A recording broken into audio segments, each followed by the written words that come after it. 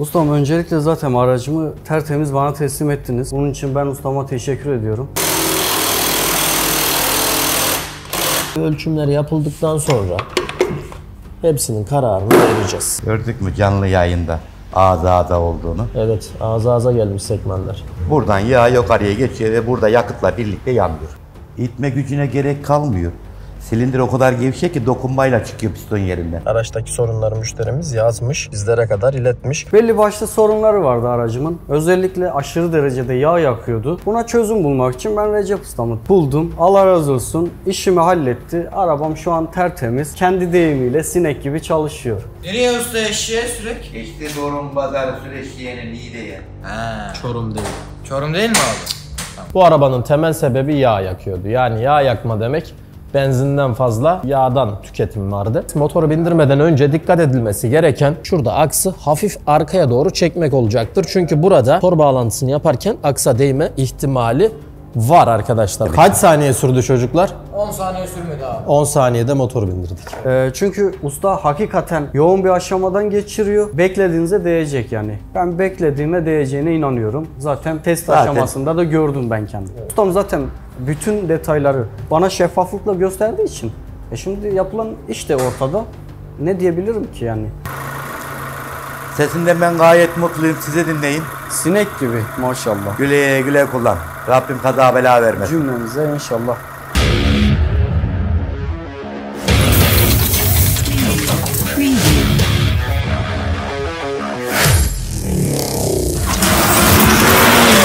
Hayırlı işler, bol kazançlar arkadaşlar diyelim. Bugünkü aracımız Astra G. 1.6 XZ motor, benzinli. Aracımız yaklaşık 2 haftadır sırasını bekledi dışarıda. Aldık, motoru söktük. Bize ne için geldi? Motoru neden söktük? Aracında aşırı bir tekleme ve yağ yakma problemi var. Dağıtma aşamasına geçtim, motoru dağıttım. Pistonları da çıkartalım. Piston, sekman, subap bunları görelim. Evet, şimdi söktüğümüz parçaları görüyoruz. Aslında motor dağıldı. Yoğunluktan dolayı dağıtım aşamasını görmedik ama devamını göreceğiz. Bakın aslında biraz kızarıklıklar var usta. Evet.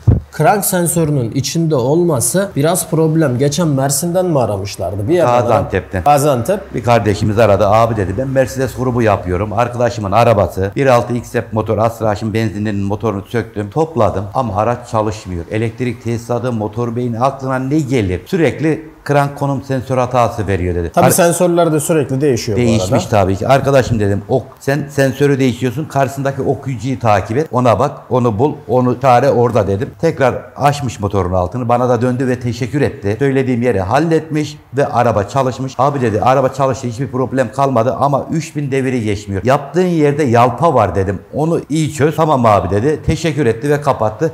Aracı çalıştırmış verdiğimiz fikirle. Motor bloğu Z16 XE dedik. Usta aslında bu motor birçok araçta çıkıyor. Evet. Vetra C'de görüyoruz. Vetra B'nin 1.6'sında görüyoruz. Meriva'da görüyoruz. Astra G'de görüyoruz. Bunun bir gelişmişliği demeyelim de Astra H'da bir XEP olarak XE değil de XEP. XE'yi döndürdü XEP'e. Biraz Farklılıklar daha yeni var. versiyon mu oldu? Yani Yeni mesela versiyon Devirdyne oldu. bunda bu şekilde. XEP'te bu şekilde bu değil. kirgerle çalışıyor. Mesela demir diğerinde. manifold yine aynı şekilde bu. Evet. Emme olarak. Farklılıklar var. Burada teklemenin asıl kaynakları burada arkadaşlar. Bunların tabii ki ölçümleri hepsi yapılacak. Subapların bakın aşınma durumları zaten görünüyor. Kapak yüzeyindeki bu silindir contamız da değişecek. Gördüğünüz gibi. Zaten bir garip yani. Siyah duruyor. Markası falan belli mi usta bilmiyorum. Top diyor. Tamam üstü. Neyse değiniriz. Bakın buralarda gördüğünüz kalıntılar var. Bu rektifiyeciye gidecek tabii ki de. Burada da bayağı sökülen parçalarımızın olduğunu söyleyelim. Araçtaki tekleme problemleri, ateşleme problemleri. Asıl sorun ise usta gelelim buraya yağ yakma dedik. Piston. Bakın ne halde ben değinmek istemiyorum. İkisinin arasındaki farkı zaten kameradan net bir şekilde anlıyoruz. Kör adam bile görüyor desek Aynen. yeri var. Bunu dağıtalım usta. Pistonları bir görelim. Evet çıkartalım. Şimdi bu noktada şöyle burçlarımız var. Bu burçlar silindir contası takılırken Silindir kapağını merkezlemek için. hemen arkada Peugeot görüyorsunuz. Usta arıyoruz. Peugeot yapmıyorsun. Bu bizim kendi araçlarımızdan biri arkadaşlar. Bilginiz olsun. İlerleyen zamanlarda videosunu çekeceğiz. Tabii kendi arabamızı da bir zahmet yapalım diyoruz. Şu an krangımızın dişlisini ardından krank kasnağımızı taktık. Bunu yapmamızdaki asıl sebep Motoru döndürmek. motoru döndürebilmek. Motor dönmesi gerekiyor ki kol yataklarının keplerini güzel bir şekilde sökelim.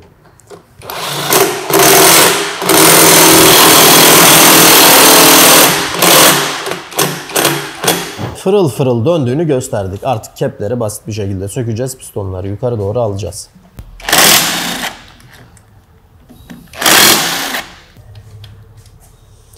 Şimdi bu noktada kepin tabii ki 2 tane korkusuz civatası mevcut. Altlı ve üstlü olmak üzere yataklarımız tabii ki bunlar değişecek arkadaşlar. Ölçümler yapıldıktan sonra rektifiye mi, sekman mı? Sekmana da aslında yani eskisi gibi kaliteli sekmanlar da yok ama yine bir ölçümleri yapıldıktan sonra hepsinin kararını vereceğiz. Sekmanlarımız böyle geliyor. Gördük mü canlı yayında ağza ağza olduğunu? Evet, ağza ağza gelmiş sekmanlar. Buradan yağ yukarıya geçiyor ve burada yakıtla birlikte yanıyor. Olay bu yani usta. Aynen bu. Yağ eksiltme problemimiz bu. Birçok araçta da zaten yağ yakmada biliyorsunuz arkadaşlar birçok videomuz var ve yapıyoruz. Özellikle Opel, Volkswagen gruplarında diğer pistonların halini görürken özellikle şu gözdeki sıyırmaları yapamadığı için emme yoluna gitmiyor. Ateşlemeyle yanıyor ve yağımız eksiliyor. 1 ve 4 tabii ki de en alt noktaya geldiği için bunları ilk başta söktük. Yataklarımız değişecek. Hemen buradan pistona vuruyoruz. Hiçbir vurma bile yapmadın usta. Kendi otomatik geldi. Bunun biraz da olsa sıkması gerekiyordu. Evet, bunda sekman ağza ağza gelmemiş. Gelmeyi de burada yağ olmadığından anlıyoruz. Evet. Keplerin de kırıklı. Yani lazer kesim olduğunun altını çizelim ki şöyle bir bütün haline geliyor. Sanki aslında kırıklı bir parça değil, bir bütünmüş gibi görünüyorlar. Kanal.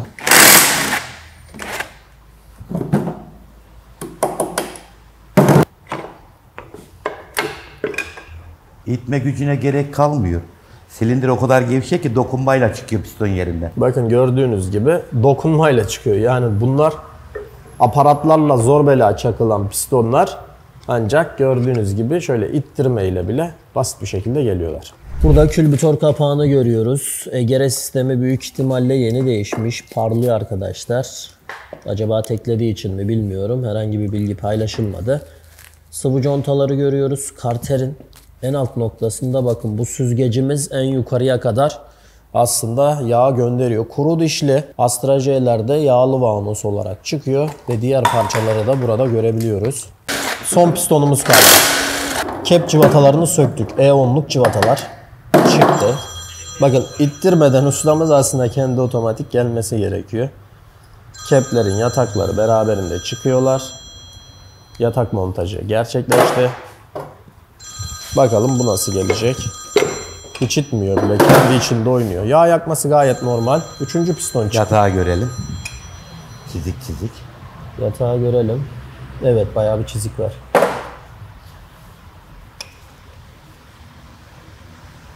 Yatakta çizikler mevcut. Ardından krangı rahat bir şekilde görebiliyoruz. Pistonlarımız çıktı. Blok ve silindir kapağı biraz sonra rektifiyeciye gidip ölçümlere başlanacak ve parça listesi çıkacak. Hatırlarsan Astra G'nin motorunu sökmüştük, dağıtmıştık. Tabii o kısımları çok gösteremesek de toplama aşamasında beraber olacağız. Aracımızda ne gibi bir problem vardı? Neden geldi? Aracımızda tekleme ve yağ yakma problemi vardı. Bunun için motoru söktük. Rektifiyeye gönderdik. Ölçümleri yapıldı. Recep Usta istediğimiz değerin üstünde aşırı bir aşınma var. Piston değişecek. Silindirler rektifiye olacak. Ana kol yataklar değişecek. Krangımız haşlanacak ve bu blok işi. Buradan sonra silindir kapağına geçiyoruz. Silindir kapağımız burada. Bunda ise subap, emmeli egzozu takım halinde. Subap'ın girdiği yer subap kaydı ve üzerinde subap lastiği. Bunlar yenilendi. Kapak yüzeyi silindi. Montaja hazır duruma geldi. Motorun içindeki aksamlar bu şekilde değişmiş oldu. Subaplar, yataklar, pistonlar, sekmanlar. Zaten içini de yıkanıyor içleri de. Şöyle göstereyim. Bloğun içi. Krangın üst gövde kısımları. Pistonu göstermedim. Pistonun yenilendiğini göstereyim. Pistonumuz bu şekilde yeni. İçindeki silindir gövdelerini görüyoruz. silindirin çalıştığı, pistonun çalıştığı noktalara kadar müdahale edildi. Evet. Bu da yağ yakmanın aslında en önemli sebebi. Dün bir ML 450 geldi 6 silindirli. Arabanın değmeyeceğine, yani yurt dışından gelmiş abimiz. Yağ yakıyor. Turboya da bizden önce kocasına sanayide bakılmış ama turbodan herhangi bir yağ kaçağı, yağ yakması Olmadığını, yokmuş. yakmadığını söylemişler. Ben dedim o zaman piston ve sekman buraya girilecek. Bu arabayı sen burada harcadığın paraya değer mi? Çünkü o arabanın orada bir birim fiyatı çok düşük olduğu için buradaki harcadığın parayı orada bir araba alabilirsin dedik. Usta dedi bunu aydınlattığın iyi oldu. Teşekkür ederim. Ama dedi yine bir ufak tefek bakım yapalım mı? Haftaya ararsanız yardımcı oluruz. Ama dedim yağ bakımı, yağ yakmaya girersen masrafın ortalama şu rakamlarda çıkar. Buna değmez benim görüşüm dedim. Doğru söylüyorsun, o paraya ben araba alırım orada dedi. Bir de usta sekman atma olayı var.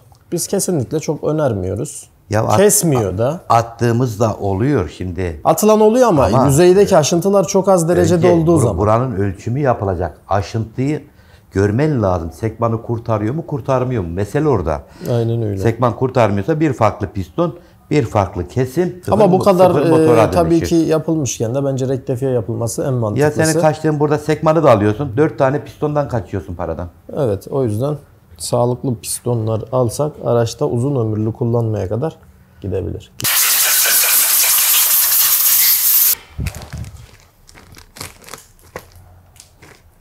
Burada takım halinde contaların yenilenmesi de önemli detaylardan bir tanesi. Hiçbir şekilde eski contanın kullanılmaması gerekiyor. Çünkü bir servisimizde bayağı araçlar geldiğinde eski contaların üstüne sıvı contalar, silikonlar görüyoruz. Sıvı conta olsa ona da razıyım. Ama maalesef bunlar doğru işlemler değildir. Bakın gördüğünüz gibi yağ pompasının geldiği en üst noktaya kadar basan yağ pompasının contası önemlidir. Şöyle de göstermiş olalım. Pompaya koyarken keçeyi de burada yenilemiş oluyoruz.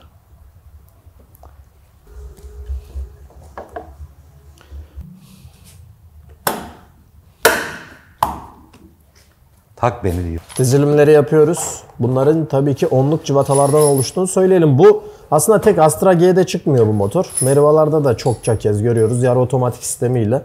Bir tık gelişmiş versiyonu, bu araba 2000 modelse 2005 Merivalarda da görmemiz mümkün. Bir civatamız eksik var mı? Orada bir civata bul. Küçük 8 lokma da ver buna.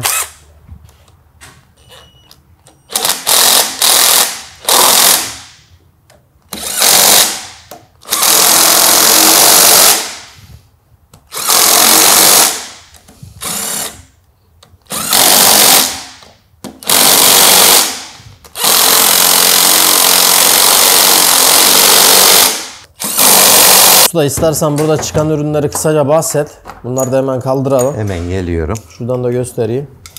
Şöyle. Kullanılan markası bu.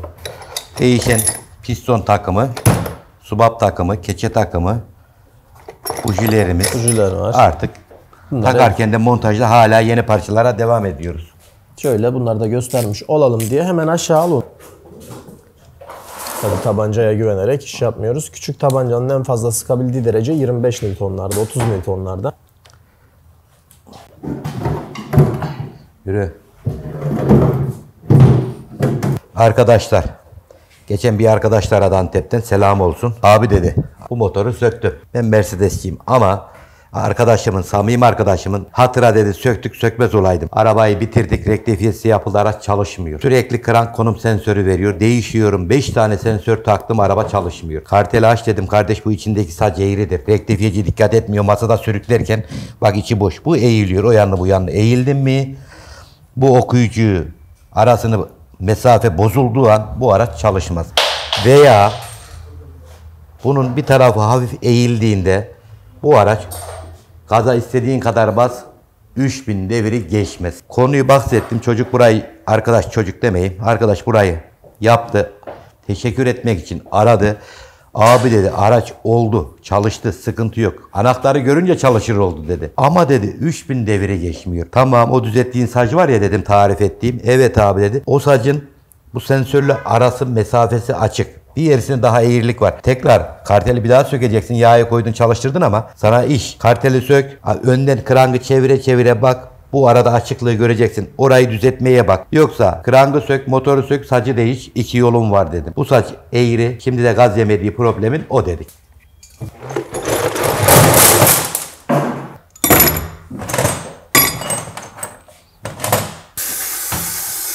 Yağ süzgeci.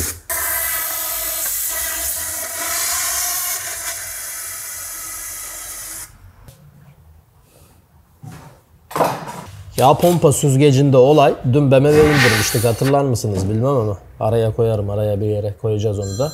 Şu süzgecin içinde demir parçaları vardı. O yüzden süzgecin açık olduğuna emin olmamız gerekiyor. Direkt olarak bloğa sıkılacak. Karterin içerisindeki yağı toplayıp en üst seviyeye kadar gönderecek yağ pompasıyla.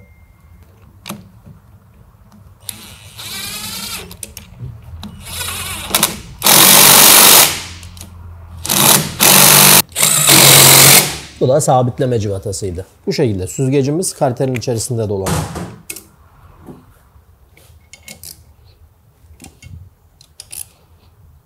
Uyuma oğlum uyuma. Kaçtı mı uykun?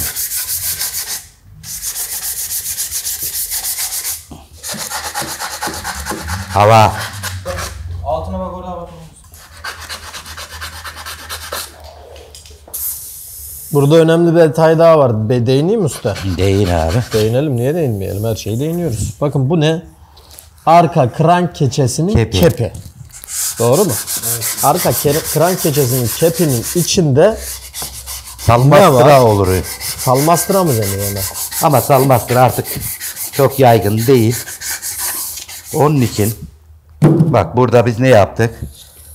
Sıvı conta ve pamuk. Sıvı conta pamuk. Sıvı conta tarafta. pamuk. İki taraflı içini dolduruyoruz. Yoksa buradan dışarıya yağ kaçar arkadaşlar. Buradan bak ek yerinde.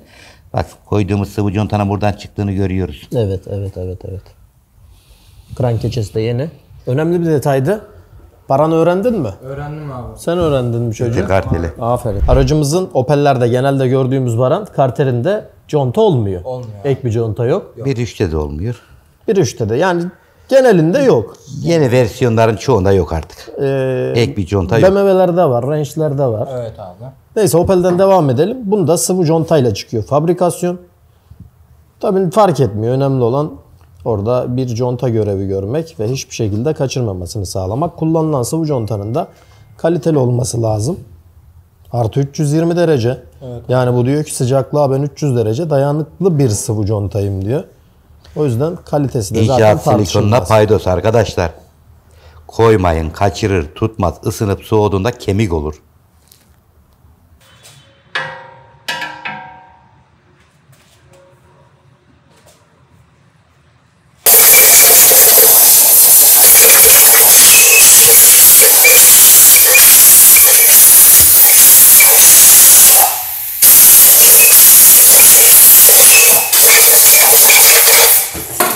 Önemli bir detay. Biraz önce ustamız temizlik yapıyordu. Silindirimizin saplama kısımlarının içinin boş olduğundan emin olalım. İçerisinde kalan herhangi bir sıvı maalesef sorun yaratabilir. Saplamadan çıkmayabilir. Ödülünü alır. Tamam. Ödül ne? Silindir contamız. Bu arabalarda bu şekilde. Sanki bir gringilik conta görünümü var. Telli gringilik Telli zaten. gringilik conta görünümü var. Diğerlerinde böyle çok göremiyoruz. Bunu da görmüşken değinelim. Usta bunu taktık. Silindir kapağını sıktık. Bir baktık ki pistonlar yok. Unutmuşuz. Dışarıdaki BMW gibi. Unutmuşuz. Bu silindir contasını tekrar söktüğümüzde kullanılır mı? Çöp. Çöp. Bay bay.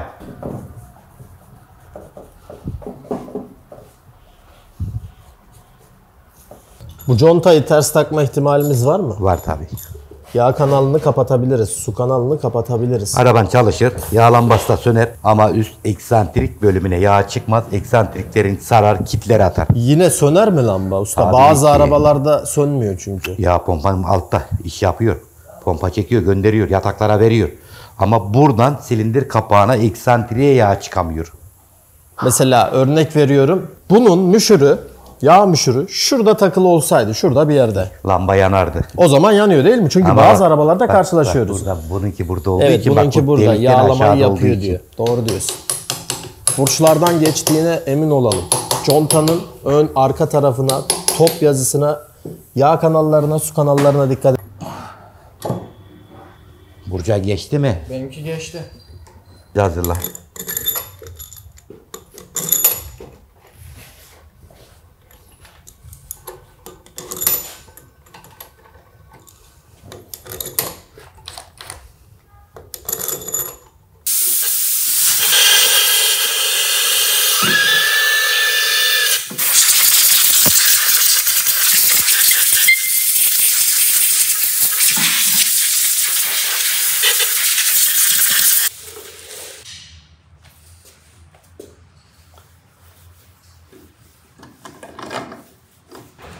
Burada Astra J'miz var. Yine büyük sorunları mevcut. Motoru topluyoruz. Merivamız var. F arızası sebebiyle geldi. Şanzımanımız F hatası veriyor ve çalışmıyor. Bu yüzden tabii ki şanzımandan viteslere de geçmiyor. Böyle bir problemimiz var. Külbütör kapak contamız yenileniyor. Üstte ve altta herhangi bir kaçak göçek istemiyoruz. Bu yüzden tüm contaları zaten size de bahsettiğimiz gibi değişmemiz gerekiyor. Önemli detaylardan bir tanesi herhangi bir açıklık kalmamasıdır. Yeni nesil bu Opel'lerde 1.4'lerde şöyle ısırsa şuradan mesela hava alsa arkadaşlar çok büyük problemler yaşanabilir. Arıza aranabilir. O yüzden bunun tam geçtiğine dikkat edelim. Ancak şöyle bir detay var. Bunda herhangi bir hata yakalamasak da kaçağımız %100 olacaktır.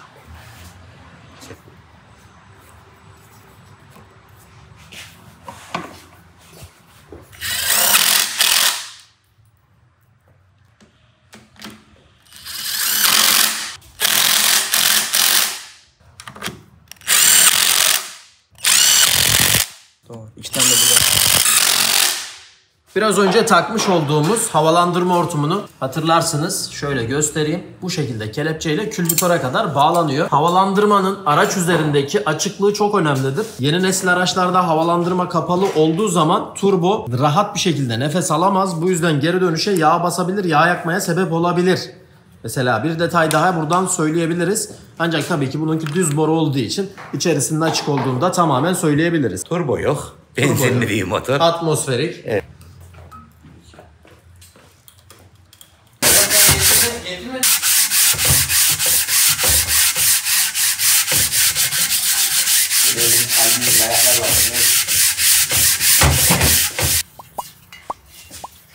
Var mı ki? Kimse yok. Kimse yok.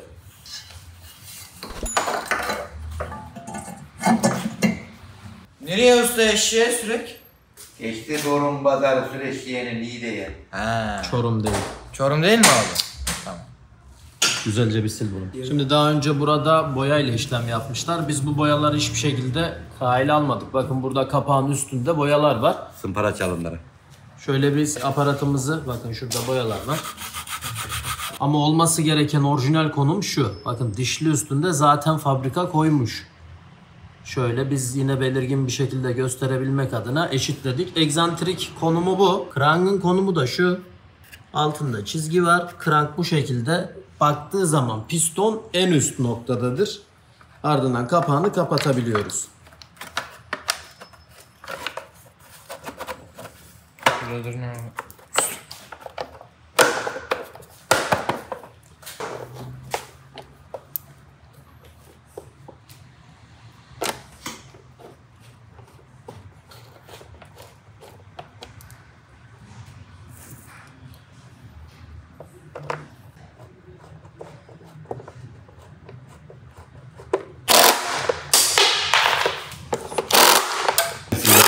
Ne öğrenecek? Astra G 1.6XE. X-Hep'ten farkı demir bir külbütör kapağı olması. Aslında çok benzer özelliklere sahip olsa da aracımızın motorunun toplama aşamasında sizlere az çok göstermeye çalıştık.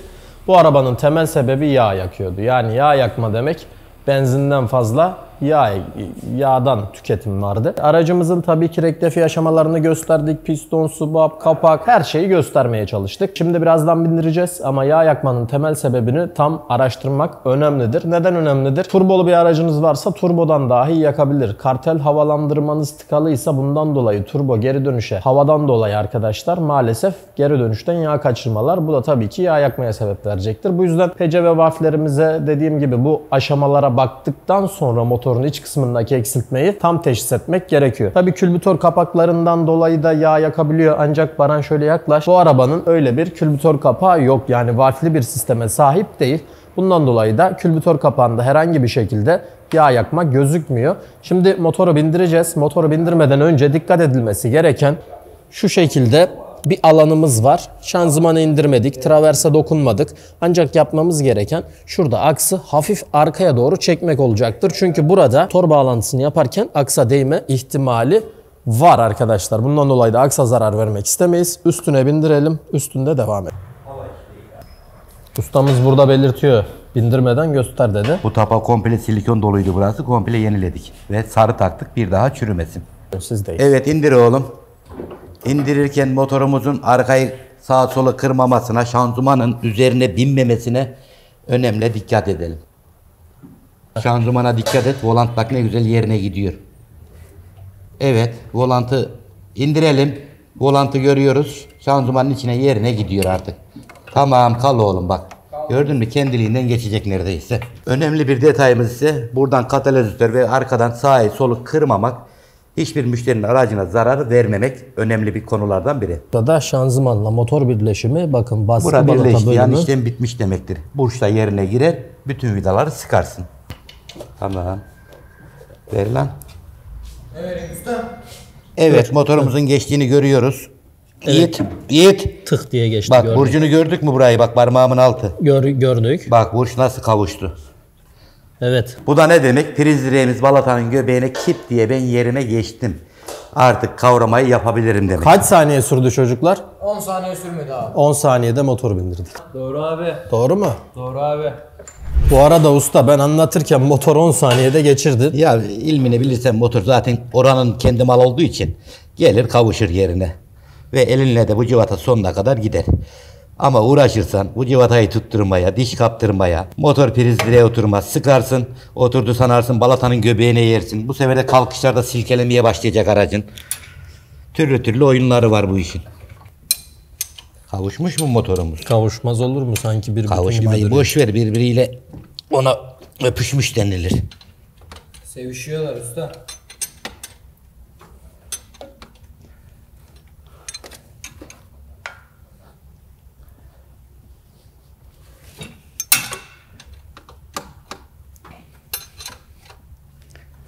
İki tane cıvata sıkıyoruz. Bırak lan sen ne yapıyorsun orada? Ne bileyim usta tut dedim tutuyorum vallahi. Tutuyorsun. Evet motor kulağını takalım dedik ama artık kopmaya çok yakın. Neredeyse kopmuş. Hadi yavrum koş al gel. Aracımızı liften dışarıya doğru çıkardık. Beklemediğimiz bir şekilde çok hızlı da yani geçti usta. 10 saniye bile sürmedi. Evet motor şak diye yerine geçti. Etrafları sıktık. Birkaç kalorifer LPG su hortumlarını orada sıktım. Artık aracı alıp kaldıralım. Alttan etrafları bitirelim. Üstten manifoldlar sağa sol elektrik tesisatları derken marşa basmaya doğru gidelim.